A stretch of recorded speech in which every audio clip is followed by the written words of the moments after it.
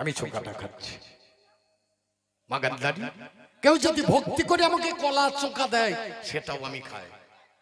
অহংকার করে তুই যদি আমাকে ছানা এনে দিস আমি তোর হাতে খাবো না। আমি অহংকারের লোক নই। আমি খাই কি? জীবের অহংকার। কোন মানুষের যখন অহংকার হয় সেটাই হচ্ছে আমার প্রথম খাবার। সেই অহংকারটা প্রথমে খাবো, অহংকারটা প্রথমে খাবো। আর তুমি আমাকে দোষী করছো। আমি কোন দোষের নই দোষী, ভেবে দেখ গান্ধারী পিসি।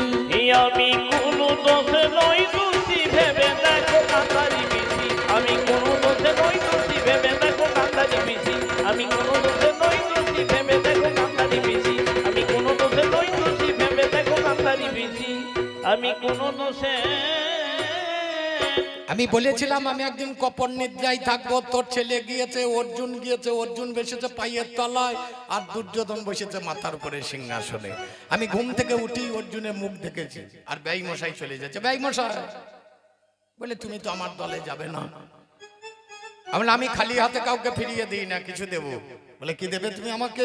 বলে আমার কাছে সাতক্ষয়িনী নারায়ণী সেনা আছে, এটা তোমাকে আমি দেবো। এক একটা সেনা আমার মতো 100 কৃষ্ণের ক্ষমতা ধরে, তাহলে এটা তোমাকে আমি দেবো। বলো তুমি কি নেবে? আমাকে নেবে না ওই সেনা নেবে? আমি কিন্তু কুরুক্ষেত্রের মাঠে যুদ্ধ করব না। বলে তুমি যুদ্ধ করবে না? না, এ দেখছি যুদ্ধ করবে না, এর মতো কৃষ্ণ 100 কৃষ্ণের ক্ষমতা নেবে।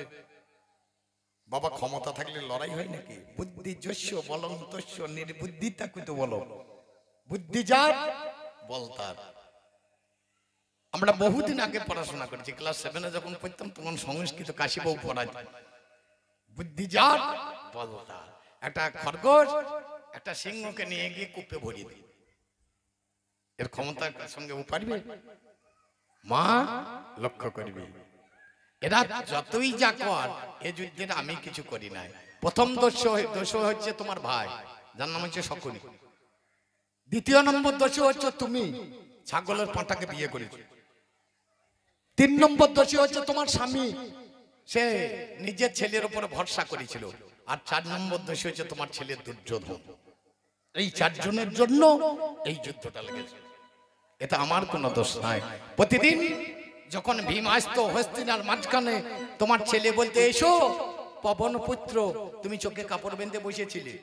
এখন বর্তমান দিনে মায়েরও চোখ খোলা আছে, বাবারও চোখ খোলা আছে, কোন ফাঁকে ছেলে কি করে ফেলছে দেখতে পাই না, আর কাপড় বেঁধে ছেলে মানুষ হবে? আমারও চোখ খোলা আছে, আমার বইয়েরও চোখ খোলা আছে, ছেলে কখন বউ নিয়ে বাড়ি চলে এসছে আমি দেখতে পাই না, আর চোখে কাপড় বেঁধে বসে থাকলে দেখতে পাবে? চিন্তা করে দেখুন, মানুষ হবে? তাহলে এই জায়গায় দাঁড়িয়ে তুমি চিন্তা করো, কারো দোষ দিও না, নিজের দোষটা নিজে করো।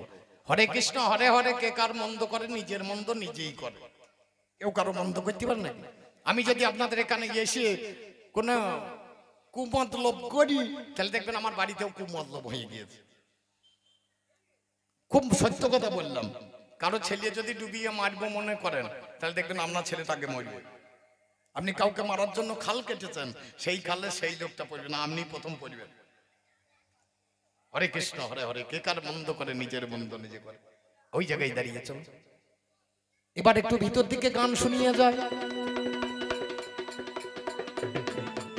কুশব্দে অন্ধকারে রুশব্দে আলো, কুরুক্ষেত্রের মাঠে তুমি গানের বাতি জ্বালো। এই যে কুরুক্ষেত্র যুদ্ধ, এ বাবা দিনে ছাড়া নয়। দিন কতক্ষণে? একদিন সমান কত? 24 ঘন্টা। একদিন মানে কতক্ষণ? 24 ঘন্টায় একদিন। বটে তো? ঠিক বলছে তো? তাহলে তো সবসময় দিনেই যুদ্ধ হয়, রাত্রে তো আর হয় না। খুব বড় মজা। তাহলে আগে জানতে হবে কোন দিনেতে জমির পাতা, কোন দিনে বর্ষণ হবে।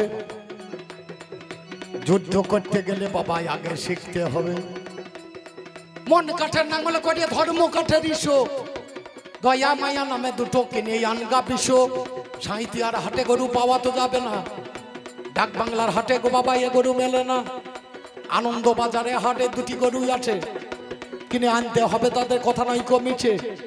নিষ্ঠারূপে জলখানা চাপিয়ে এর ঘাটে শ্বাস প্রশ্বাস দড়ি দাও বলদে গলায় জুড়িয়ে অনুরাগের আংরদরা দাও রঁদের ভাজে আড়াই পাক জড়াবে দরা ওই লাঙ্গলের ফাঁজে কৃষ্ণরূপে লাঙ্গল করো ভক্তরূপে ফাল অহংকার থাকলে পরে ঠুকে দাও রে শাল তাহার ওই উপরে দেবে কৃষ্ণ নামের মুঠো সাত করে টাকাবে যদি সাদের গরু দুটো পথে যেতে গরু যদি করে আড়ি ডিড়ি জ্ঞানের পাঁচং হাতে থাকবে মেরিয়ে দেবে বাড়ি ভক্তি করে নিষ্ঠা না করে যেদিন বইতে যাবি শিক্ষা গুরুর কাছে কিছু উপদেশও নিবি কোন দিনেতে জমিটি পাতাল কোন দিন বর্ষণ হয় আমার কাছে জেনে নাও সে সব বিষয় অষ্টবিংশতি বর্ষা দনে মেঘে ঝরে দেহখানা ভরিয়ে যায় অমনি জলে পুড়িয়ে প্রথম দিনে জমির ধারে যাওয়া তো যাবে না বানের জলে মাছ আসে সবার আছে জানা মাছগুলো মরিয়ে যখন মাছ পচে যাবে জমির ধারে মাছের গন্ধে চাষা আবহাওয়া থাকতে না দিবে তৃতীয় দিন খারের গন্ধ জমির ধারে পায় ওই দিনে চাষ করার নাই কোনো উপায় তৃতীয় দিন মনুর সাধুগুরু বৈষ্ণব হয় যারা ওই দিনে যুদ্ধ বাবা করিয়ে যাবে তারা 4 দিনে ঘটপট হয় বিসর্জন ওরে আমার মাগান্দারি মন দিয়ে শোন